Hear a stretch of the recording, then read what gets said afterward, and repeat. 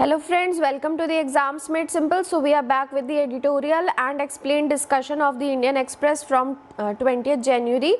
और आज का कोट है by Jeremy Bentham that the rarest of all human qualities is consistency. Okay, तो ये सबसे रेयरेस्ट क्वालिटी है कंसिस्टेंसी. और आपके लिए आज का क्वेश्चन जेरेमी बेंथम पे ही बेस्ड है. इनका एक प्रिंसिपल है, principle of utility. Okay, so you have to tell me about it. Principle of utility क्या है, ठीक है. और कंसिस्टेंसी की बात हुई है तो वन मोर थिंग, आप सबको बहुत बहुत कॉन्ग्रेचुलेशंस कल के हमारी फिनोमिनल विक्ट्री के लिए जो कि इंडिया क्रिकेट टीम को मिली है at Brisbane. And finally victory over fortress Gabba. तो क्यों ऐसा कहा जा रहा है, क्योंकि 32 साल में पहली बार है कि ऑस्ट्रेलिया अपने गाबा क्रिकेट ग्राउंड ब्रिस्बेन के में हारा है. Okay, so it was a phenomenal match. आप उसके क्लिप्स देख सकते हैं. और आंसर राइटिंग के लिए again I would appreciate those who are writing. जो नहीं लिख रहे हैं प्लीज़ लिखिए और उसको इम्प्रूव करने की और ज़्यादा कोशिश कीजिए. कुछ पॉइंटर्स आप जब तक नहीं लिखोगे, आपको ऑप्शन हम दे सकते हैं कि आप उसको पेपर पे लिख के अपलोड करो, बट तब तक आपकी प्रैक्टिस एटलीस्ट लिखने में बननी चाहिए कि आपको कौन से पॉइंट्स लिखने चाहिए, कैसे आंसर फ्रेम करना चाहिए, इंट्रोडक्शन में क्या पॉइंट्स होने चाहिए, कंक्लूड. तो जब तक आपका वो नहीं बनेगा तब तक प्रॉपर पेपर पे लिखने का भी मतलब नहीं है. इसलिए that's why I keep asking कि एटलीस्ट आप कमेंट सेक्शन में कुछ पॉइंट्स, कुछ चीज़ें एटलीस्ट डालिए. Okay, now starting with the editorial. President Biden के ऊपर आया है, तो ऑलरेडी हम कई चीज़ें कवर कर चुके हैं. So we won't be repeating those points. जो नए पॉइंट्स हैं हम वही देखेंगे. तो इस एडिटोरियल में कहा गया है कि now Joe Biden is the 46th president of the US. Okay, और अभी उनके सामने जो मेजर चैलेंजेस हैं they are the raging pandemic. ठीक है, पेंडेमिक एक चैलेंज है उनके सामने, और बहुत ज़्यादा जो अभी इकोनॉमी का लॉस हो रहा है वो एक चैलेंज है. ठीक है, फिर चाइना एक चैलेंज है उसकी ग्लोबल प्राइमेसी और टेक्नोलॉजिकल लीडरशिप में. और भी कुछ चैलेंजेस हैं जो कि अभी बाइडेन की एडमिनिस्ट्रेशन को फेस करने पड़ेंगे.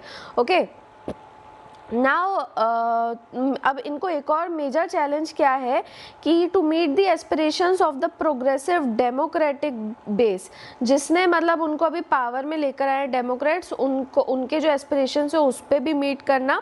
और साथ में इनका एक मेजर चीज़ ये भी रहेगी कि बाय पार्टीसन सपोर्ट इनको मिले. ठीक है, तो इसलिए अभी जैसे इन्होंने वही, जब भी कोई नया एडमिनिस्ट्रेशन आता है तो वो एकदम से कई सारे रिफॉर्म्स लेने की कोशिश करते हैं. तो अभी जब ट्रम्प का इम्पीचमेंट चल रहा है तो बाइडेन हैज सेड कि ये सारी चीज़ें एडमिनिस्ट्रेशन के उस पर असर नहीं डालनी चाहिए. तो basically he is trying to gain support, by partisan support. ठीक है, ताकि उनकी पॉलिसीज़ को ज़्यादा से ज़्यादा एक्सेप्टेंस मिले. फाइन.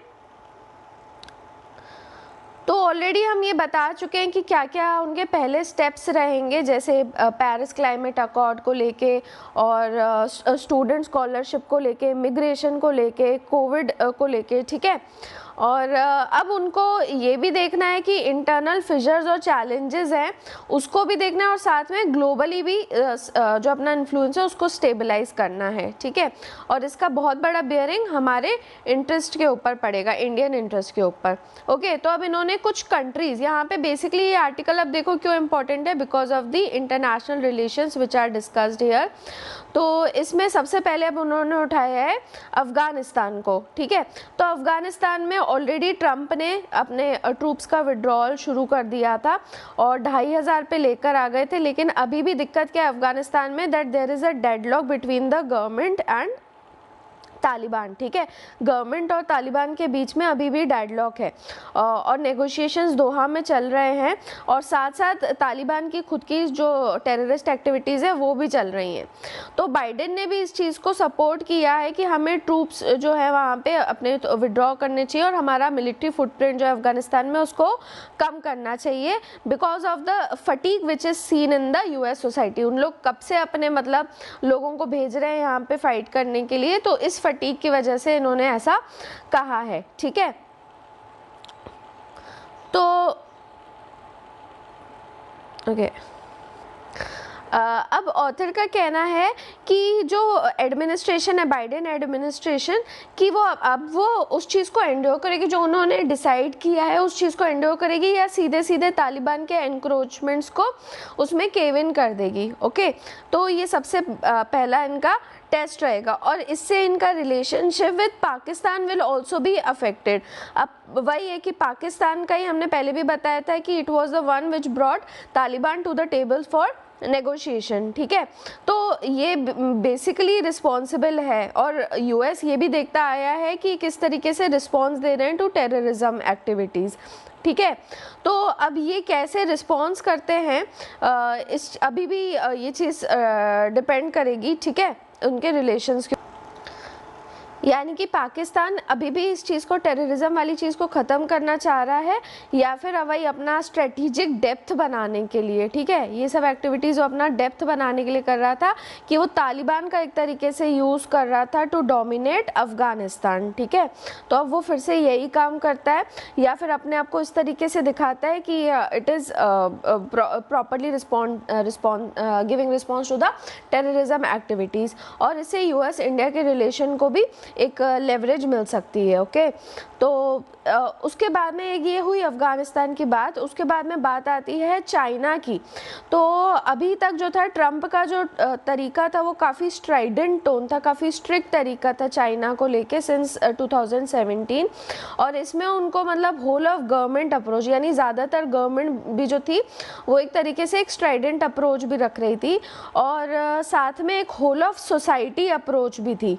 ओके, तो जैसे मतलब उसमें होल ऑफ सोसाइटी क्यों, क्योंकि उसमें ना केवल गवर्नमेंट बल्कि यूनिवर्सिटीज़, गवर्नर्स, थिंक टैंक्स जो भी थे वो सब इस चीज़ को पॉइंट आउट कर रहे थे कि अभी चाइना से कितना ज़्यादा डेंजर बढ़ता जा रहा है, क्योंकि वो अपना केवल फाइनेंशियल या प्रॉफिट नीड्स को देख रहा है। ठीक है, और वहाँ का जो अथॉरिटेरियन सिस्टम है उसको भी डिस्क्राइब किया गया है as a challenge to US espoused democratic values. वही है कि वहाँ का authoritarian system is against the democracy, जो कि मतलब यूएस वैसे अपनी प्रोक्लेम करता है। ओके, और उसका जो प्रेडेटरी इकोनॉमिक और फोर्स्ड टेक्नोलॉजी ट्रांसफ़र प्रैक्टिसेस हैं वो भी एक तरीके से चैलेंज है यूएस की टेक्नोलॉजिकल लीडरशिप को लेके। ये हमने इंट्रोडक्शन में भी किया था कि टेक्नोलॉजी भी जो चाइना उस पर फोकस कर रहा है बहुत ज़्यादा, प्रेडेटरी उसके जो तरीके हैं वो भी चैलेंज है।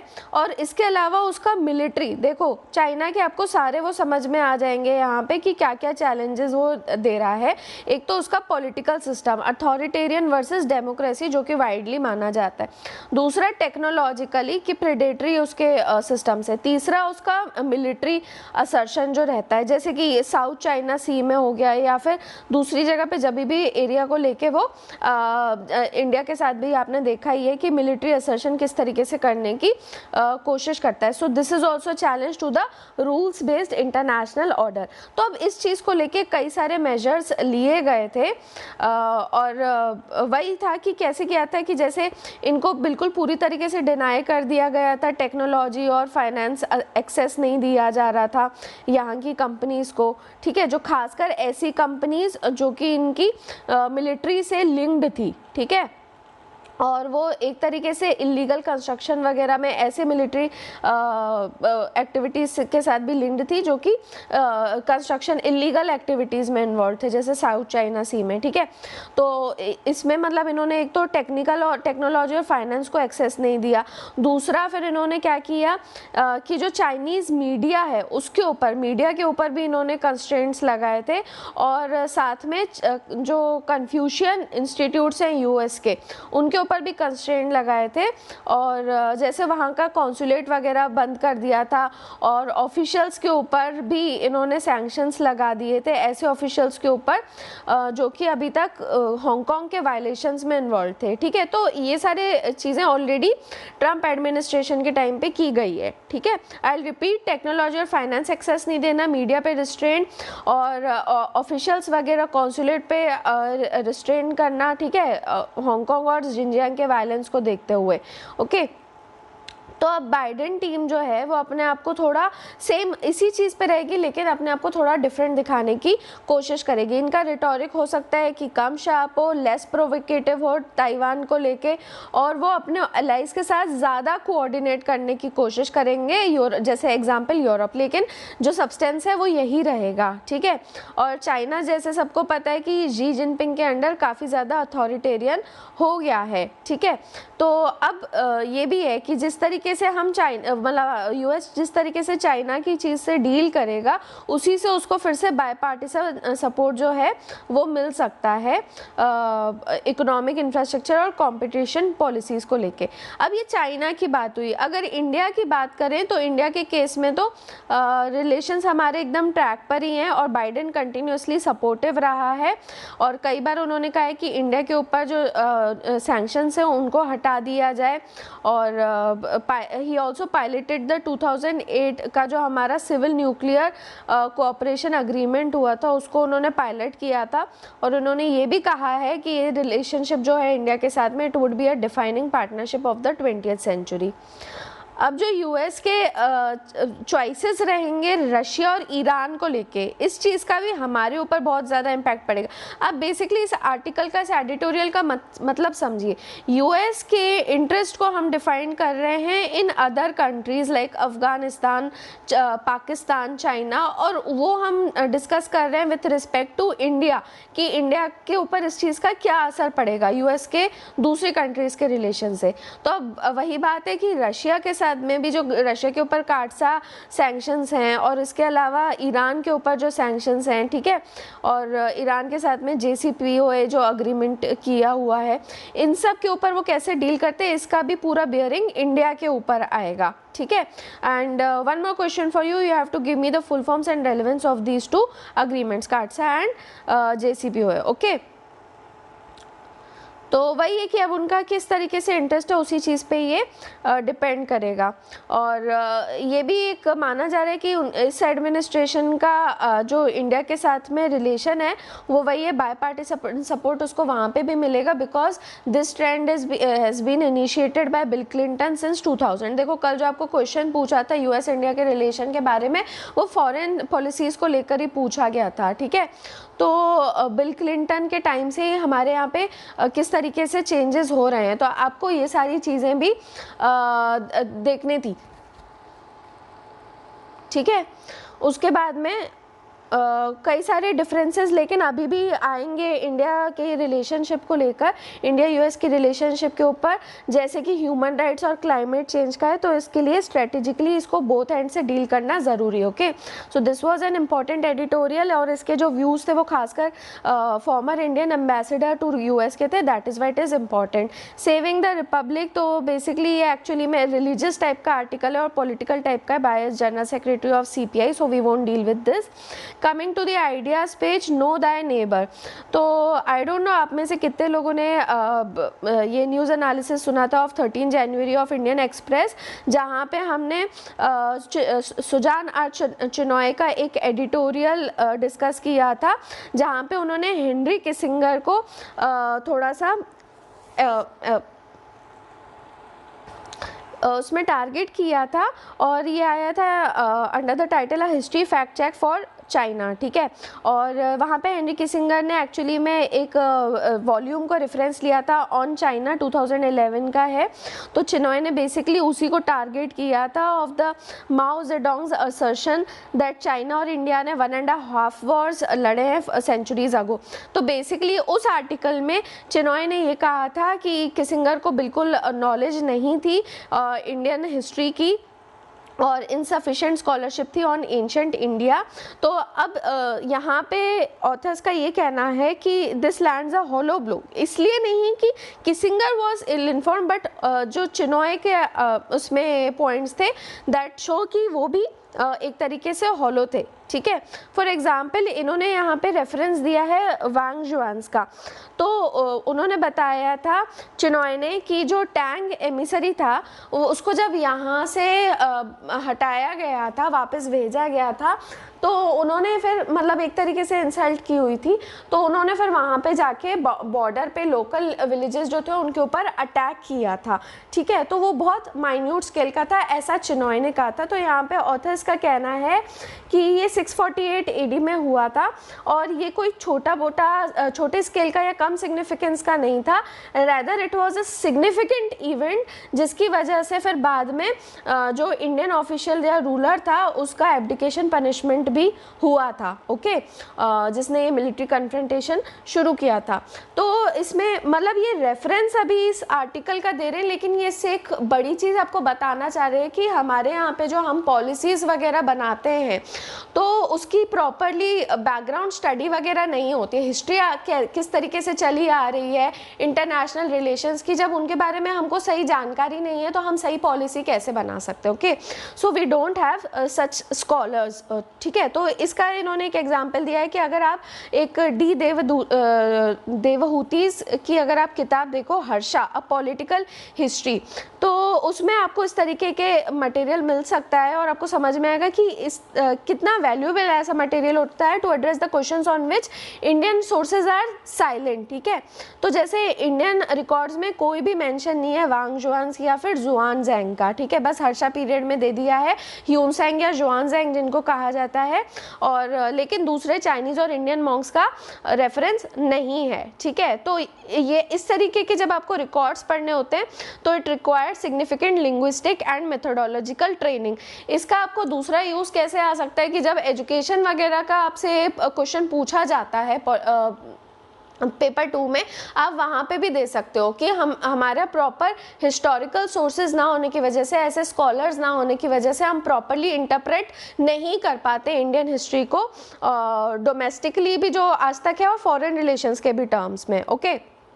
सो ऑथर का कहना है that there is a significant dearth of people जिनको ऐसी स्किल्स है। और इसके अलावा एक और प्रॉब्लम है कि ये जो सोर्सेज हैं उनका मतलब उनका बहुत कम है इस तरीके के हमारे पास में सोर्सेज, तो उसमें भी जो यहाँ के हिस्ट्री एक्सपर्ट्स हैं इंडिया के, वो अपने आप को अज्यूम कर लेते हैं that they are the expert in this history और सोसाइटी पॉलिटिक्स ऑफ इंडिया, जबकि यहाँ पे उनके पास में इतने ज़्यादा इस चीज़ के सोर्सेस तक नहीं हैं, ठीक है। तो इसमें इन्होंने जिक्र किया है about the kingdom of Kucha and the western region of Xiyu, India का रीजन जिसको टियानजू कहा जाता था, and use of the term Han China, ठीक है। ये सारे टर्म्स का उस दिन यूज़ किया था चिनॉय ने अपने आर्टिकल में।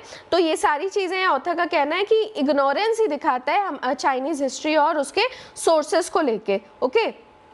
तो कई बार जो इंडियन स्कॉलर्स होते हैं और पॉलिटिकल लीडर्स हैं वो यही एक्सेप्ट कर लेते हैं कि चाइना के साथ में हमारे जो टर्म्स रहे हैं वो काफ़ी फ्रेंडली रहे हैं सिंस 2000 ईयर्स, और हमारा बायलैटरल फ्रेंडशिप रही है खासकर बुद्धिज़्म को लेके, ठीक है। और यही वजह है कि जो धर्मरत्ना, ये सारे मॉन्क्स का उस दिन भी देखो हमने बात करी थी, धर्मरत्ना, कश्यप मटंगा, ये पहले इंडियन बुद्धिस्ट मॉन्क्स थे जो कि चाइना गए थे। और बोधि धर्मा का भी जो हेजियोग्राफिकल अकाउंट है, okay. Another question for you, what do you understand by hagiography, ठीक है। अपने ऑटोबायोग्राफी बायोग्राफी पता होगा, हेजियोग्राफी क्या होता है ये आपको बताना है, ठीक है। तो हेजियोग्राफिकल अकाउंट है बोधि धर्मा का एज द इंडियन इनिशिएटर, ये सारी चीज़ें मतलब कही जाती हैं और इनको सेलिब्रेट किया जाता है, ऑथर कह रहे हैं, ठीक है। धर्मरत्ना, कश्यपा मटंगा और इनका अकाउंट बोधि धर्मा का कि he was the Indian initiator of martial arts at Shaolin temple, ठीक है। शाओलिन टेम्पल में माना जाता है कि he was the initiator of martial arts, okay. And the narrative of Xuanzang as a pre Harsha Tang emissary, और इसी के बेसिस पे एक China India state sponsored film भी बनाई गई थी कुंग-फू योगा। तो ये सब इसी प्रेमाइस पे बनाई गई है कि हमारे पिछले 2000 साल में बहुत अच्छे रिलेशनशिप्स रहे हैं और जिसको हम सेलिब्रेट करते हैं। तो बेसिकली अगर आपको फैक्ट चेक करना है चाइना इंडिया हिस्ट्री का, तो आपको यही सब चीज़ों को, ऐसे नरेटिव्स और हिस्टोरिकल रिकॉर्ड्स को क्वेश्चन करने की और इनका कहाँ से सोर्स है उस चीज़ को समझने की ज़रूरत है, है। ओके, और अनफॉर्चुनेटली ऑथर्स का कहना ये भी है कि आज कोई भी एक सिंगल हिस्टोरियन भी नहीं है मॉडर्न या प्री मॉडर्न चाइना टीचिंग के बारे में जो बता सके at any major research university in India. Okay, तो हम ऐसे केस में क्या हो रहा है कि बहुत ज़्यादा रिलायंट हो जा रहे हैं on the scholarship which is produced elsewhere, जो बाहर कहीं से हमें मिल रही है चाइनीज़ हिस्ट्री के बारे में जानकारी, हम उसी के ऊपर डिपेंड कर रहे हैं। तो आप ये नहीं कह सकते हो कि अगर हम यहाँ पे अपने स्कॉलर्स बढ़ा लें, उनको प्रॉपर वो सारे सोर्सेज दें, कैपेसिटी बढ़ा लें, तो वो कोई एक इफेक्टिव रेमेडी या पेनिकिया है of effective policy formulation. Okay, और इसका एक एग्जांपल यूएस भी है, जहाँ पे बहुत ज़्यादा लार्ज और डाइवर्स स्केल पे चाइना स्टडीज़ की जाती हैं, लेकिन कैपेसिटी फिर भी एक नेसेसरी कंडीशन है। इसलिए हम पूरी तरीके से डिसंगेज नहीं कर सकते चाइना से, जैसे कि अभी इंडियन गवर्नमेंट करने की कोशिश कर रही है। यही चीज़ हमने करी थी चाइना इंडिया वॉर जो हुआ था 1962 का, उस टाइम पे हमने कोशिश की थी डिसंगेज होने की, और वही एक तरीके से वजह भी थी कि बाद में प्रॉपर चाइना इंडिया के ऊपर स्टडीज नहीं हुई थी, हम पूरी तरीके से डिसंगेज कर रहे थे। रैदर ऑथर्स का कहना है कि ऐसे टाइम पे ज़्यादा एकेडमिक एक्सचेंजेस होने चाहिए इंडियन और चाइनीज़ स्कॉलर्स के, और ज़्यादा इंस्टीट्यूशंस ऐसे होने चाहिए जो कि चाइना रिलेटेड कोर्सेज लें, और स्कॉलर्स ऐसे बनने चाहिए जो कि प्रॉपरली चाइनीज़ सोर्सेज को, वहाँ की पॉलिसीज़ को स्क्रूटनाइज कर सकें। ठीक है, और उसी के बेसिस पे हम अपना फर्दर पॉलिसीज़ फॉर्मुलेट कर पाएंगे। Okay, so that was all from this article. और ये जो ऑथर्स थे they were basically they are historians of China and China India interactions, तो इसलिए इनके व्यूज़ भी काफ़ी इम्पॉर्टेंट है। Okay, now next is cooperate for the consumer, so this is written by Hardeep S Puri, जो कि member है union council of ministers के। बेसिकली इन्होंने रेरा एक्ट से रेरा एक्ट की बात करी है, and as a example of consumer protection, जो कि अभी की गवर्नमेंट जिस चीज़ का ज़्यादा ध्यान दे रही है। ओके, तो इन्होंने अभी ये 1.5 साल में, पिछले 1.5 साल में the incumbent government has enacted the RERA act, that is real estate regulation and development act, और इसने इस एक्ट से गवर्नेंस आ गया है इन द हितरतो अनरेगुलेटेड सेक्टर। अभी तक ये अनरेगुलेटेड था, ठीक है, और इसने रियल एस्टेट सेक्टर को ऐसा ऑथर का कहना है कि ब्लैक मनी से काफ़ी ज़्यादा यहाँ पे क्लींजिंग कर दिए है। Okay, now what is this act? तो इस एक्ट का इसमें प्रोविज़न है कि कोई भी प्रोजेक्ट आप सेल नहीं कर सकते जब तक प्रोजेक्ट प्लान को कोई कॉम्पिटेंट अथॉरिटी अप्रूव नहीं करती है। ओके, और उस प्रोजेक्ट को एक रेगुलेटरी अथॉरिटी के साथ में आपको रजिस्टर करना ज़रूरी है। ओके, तो उसका अप्रूवल और रजिस्ट्रेशन ज़रूरी है, उसके बिना आप उसको सेल नहीं कर सकते हो। तो अभी तक क्या होता था कि बस डिसीटफुल एडवर्टाइजमेंट्स के थ्रू उसको सेल कर दिया जाता था। So this act has put an end to that practice. और इसके अलावा एक और चीज़ है कि जो प्रमोटर्स है उनको एक सेपरेट बैंक अकाउंट रखना होता है जो कि प्रोजेक्ट बेस्ड रहता है, और इसका रीज़न क्या है? ताकि डाइवर्जन ना हो। ठीक है, तो एक प्रोजेक्ट बेस्ड बैंक अकाउंट इनको अलग से मेंटेन करना पड़ता है।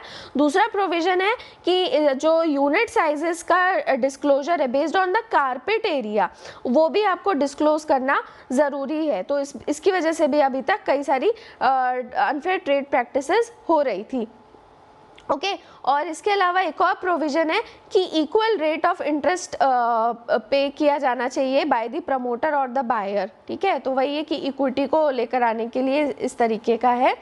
तो इस एक्ट में क्या हुआ था कि जो ऑनगोइंग प्रोजेक्ट्स भी थे और जो दूसरे कमर्शियल प्रोजेक्ट्स भी थे उनको भी इंक्लूड किया गया था एज अपोज टू द, ऐसा बिल पहले भी आ चुका है 2013 में यूपीए गवर्नमेंट के अंडर, बट उसमें ऑनगोइंग प्रोजेक्ट्स को इंक्लूड नहीं किया गया था, तो इसमें इनको भी इंक्लूड किया गया था। एक्चुअली बाकी का जो आर्टिकल है which we are not discussing is basically political, तो हम इसमें केवल अपने काम की चीज़ को डिस्कस करेंगे। ठीक है, तो आपको मतलब जितनी चीज़ें बताई जा रही है आप वो चीज़ें ध्यान से सुन लीजिए, और एक्स्ट्रा आप रेरा के बारे में जाके पढ़ सकते हो। ओके, तो यहाँ पे आपको प्रो वाले पॉइंट्स मिल रहे हैं, आप जाके अगेंस्ट वाले पॉइंट्स भी, अगर कुछ लूप होल्स है इसमें एक्ट में, तो आप जाके पढ़ सकते हैं। ओके, तो रेरा इसमें ऑथर का कहना है कि it is effort in cooperative federalism. तो क्या हुआ था कि इस एक्ट को पायलट तो या मॉडल एक्ट कहना चाहिए, वो सेंट्रल गवर्नमेंट ने बनाया था, लेकिन इसकी फिर इन्होंने गाइडलाइंस दे दी थी और इसको नोटिफाई कर दिया था स्टेट गवर्नमेंट को कि उनको अब अपना एक्ट बनाना है, वहाँ पे रेगुलेटरी अथॉरिटीज़ बनानी है और खुद के अपीलेट ट्रिब्यूनल्स भी अपॉइंट करने हैं। ओके, और रेगुलेटरी अथॉरिटीज़ का के लिए, ताकि डे टू डे ऑपरेशंस जो भी हों, डिस्प्यूट्स हों, वो चीज़ वो रन कर सकें और साथ में एक इंफॉर्मेटिव वेबसाइट भी बनाई जा सके। तो फिर से इनका टारगेट वही है कि इलेक्शंस की वजह से जैसे हर चीज़ में टारगेट अभी वेस्ट बंगाल पे हो रहा है, तो इसमें भी इन्होंने थोड़ा वेस्ट बंगाल पे टारगेट किया है, but we will read it with while referring to RERA only, और फिर से पॉलिटिकल उसमें नहीं जाएंगे। तो वेस्ट बंगाल ने जैसे इसमें अपना खुद का स्टेट लॉ इनेक्ट किया हुआ है, West Bengal housing industry regulation act 2017 में, और सेंटर के कई बार एफर्ट्स लगाने के बावजूद they refuse to implement RERA, और इसमें ऑथर का कहना है कि इसकी वजह से there has been irreparable loss to the home buyers. Okay, और एक और चीज़ उन्होंने कही है कि since it is a regulatory act, तो it is to the real estate sector what SEBI is to the securities market. तो सेबी जैसे रेगुलेटरी अथॉरिटी है, एंड इसमें लास्ट इन्होंने ये कहा है कि that the history of urban India and of the real estate sector will always be remembered in 2 phases, pre RERA and post RERA. तो बस ये रेरा के ऊपर यही था। और नेक्स्ट आर्टिकल जो है यस इंडिया कैन, तो ये एक मार्केट स्ट्रेटजी एंड कंसल्टेंट का है। इसमें ज़्यादा कुछ चीज़ें नहीं हैं, बस यही बताया गया है कि जो पीएम ने अभी पुश किया हुआ है सेल्फ रिलायंट इंडिया के लिए, आत्मनिर्भर भारत, उसकी जगह he should have pushed for a self confident Bharat, यानी कि आत्मविश्वासी Bharat. He should have given a call for आत्मविश्वासी भारत। तो आप इसको चाहे तो आंसर्स में इस तरीके से कई बार यूज़ भी कर सकते हैं जब सेल्फ रिलायंस वगैरह की या फिर इकोनॉमी की बात आती है। एंड अगर ये चीज़ का सिग्नल किया जाए दैट येस वी कैन, वही आत्मविश्वास का अगर सिग्नल किया जाए, तो ऐसे जो सेक्शंस है सोसाइटी के, उनको पुश मिल सकता है who are eager to go up, अपने सोशल स्टेटस बढ़ाने के लिए और इनकम अपनी बढ़ाने के लिए बहुत ज़्यादा ईगर है। ठीक है, तो अभी जो हमारा डिस्कोर्स है दैट कैन वी रियली, मतलब वो वही दिखाता है कि क्या हम कर सकते हैं कि नहीं कर सकते हैं, तो वो आत्मनिर्भर वाला ही है। और इसका हम पैरेलल ट्रैक ले लेते हैं कि लुक एट अस, कि हमारा हेरिटेज कितना अच्छा रहा है।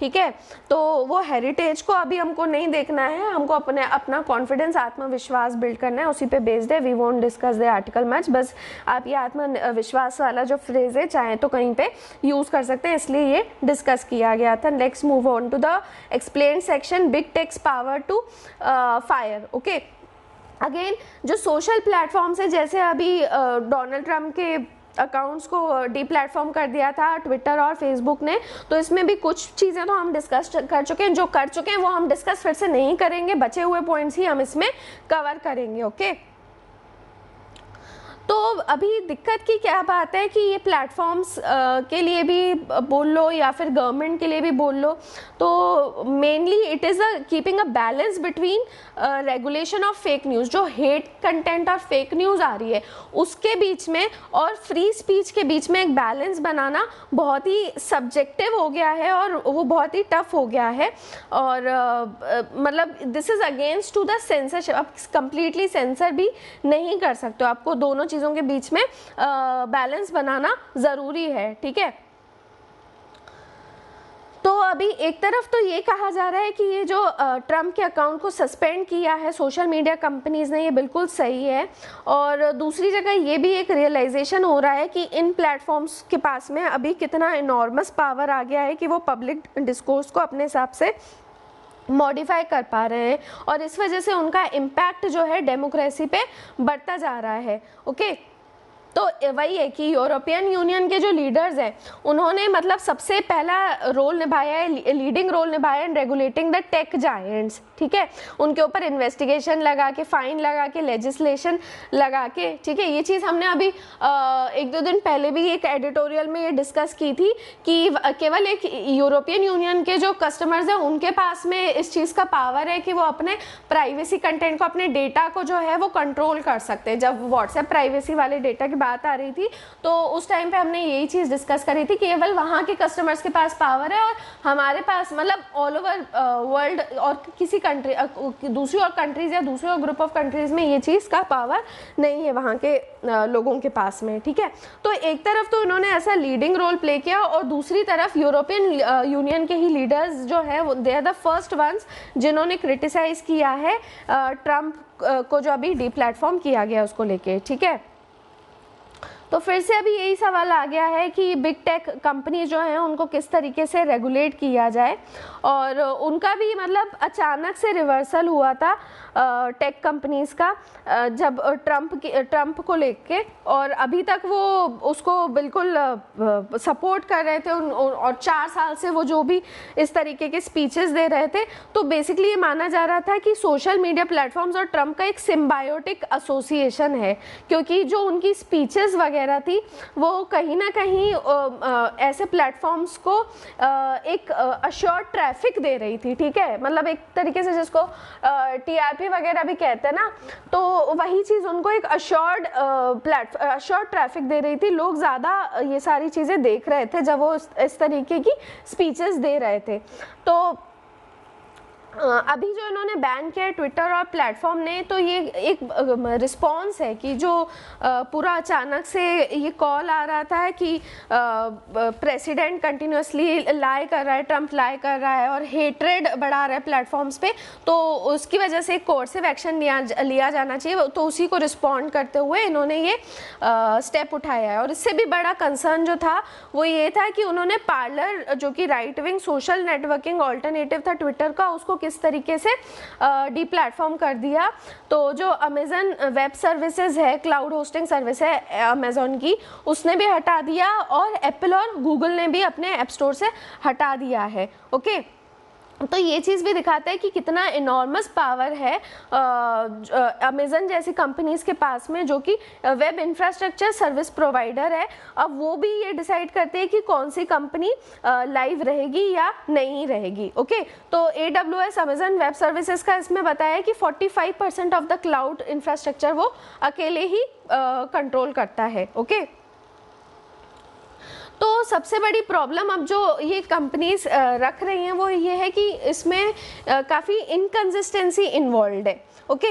तो जैसे फेसबुक और ट्विटर प्लेटफॉर्म से इनका ये कहना था कि वो हाई प्रोफाइल यूज़र्स जो हैं, जैसे अभी एग्जांपल ट्रम्प हो गया, उनको वो ज़्यादा लीवे देते हैं जब भी कोई यूज़र पॉलिसीज़ वायलेट होती है, लेकिन वो भी डिफरेंशियली अप्लाई किया जाता है, ठीक है। तो फेसबुक के वाइस प्रेसिडेंट ने निक क्लेग ने ये अपनी न्यूज़ वर्दीनेस की जो उनकी डेफिनेशन है, फेसबुक ने एक एक्सेप्शन रखा हुआ है न्यूज़ वर्दीनेस का, जिस तरीके से हमने बताया था ट्विटर में भी पब्लिक इंटरेस्ट का एक एक्सेप्शन आ जाता है। तो ये जो न्यूज़ वर्दीनेस का एक्सेप्शन था, इसको इन्होंने एक्सपैंड किया था, ब्रॉडन किया था, और इन्होंने जो भी पॉलिटिकल लीडर्स की पोस्ट थी उनको एग्जेम्पशन दिया हुआ था। तो वो मतलब एक तरीके से ये माना जा रहा था कि ये एक एफर्ट था टू सिंपली बट्रेस, ओके।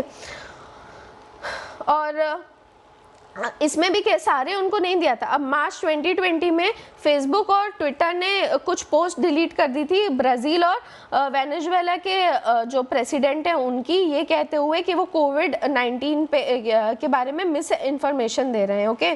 तो जो ब्राज़ील के प्रेसिडेंट थे जायर बोल्सोनारो और वेनेजुएला के निकोलस मदुरो, उनकी पोस्ट को उन्होंने डिलीट कर दिया था। लेकिन उसी टाइम पे ट्रम्प और वाइट हाउस की जो पोस्ट थी, जो उनका भी कहा जा रहा था कि वो मिस इन्फॉर्मेशन दे रहे हैं, तो वो इजीली एस्केप कर लिए थे, उनकी पोस्ट को नहीं हटाया गया था।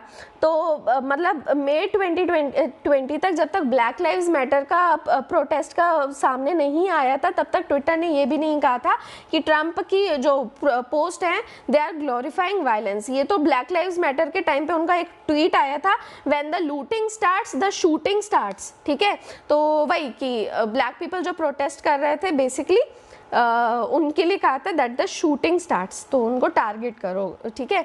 और अभी भी जकरबर्ग ने सस्पेंड क्यों किया है ट्रम्प को, because he lost his political leverage, ठीक है। तो जाते जाते ट्विटर से जाते जाते ट्रम्प ने एक बार सेक्शन 230 को भी ब्लेम किया है कम्युनिकेशंस डिसेंसी एक्ट के, ठीक है। कम्युनिकेशंस डिसेंसी एक्ट है 1996 का, यूएस का एक्ट है।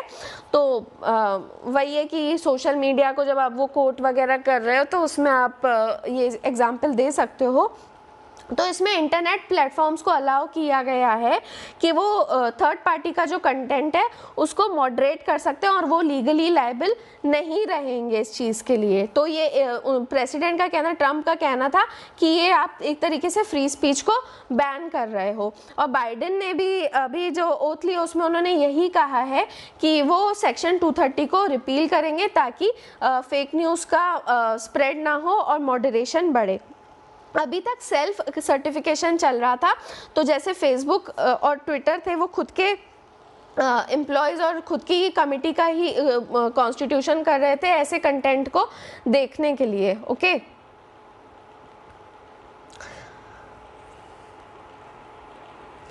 अब अगर EU का एग्जाम्पल देखें तो ये कह सकते हैं कि आप टेक्नोलॉजी कंपनीज़ के ऊपर रेगुलेशंस लगा सकते हो बिना उनको कम्प्लीटली वहाँ से रिमूव करने के। आप बिजनेस मॉडल में उनको रहने दो लेकिन उनके ऊपर रेगुलेशंस लगाओ। लेकिन ये भी एक डबल एज्ड स्वॉर्ड है, ऑथर का कहना है कि जब आपके फेवर में काम करे तब तो ठीक है, लेकिन कई बार ये वायलेशन क्रिएट कर सकती है जब ये आपके अगेंस्ट रहे, ठीक है।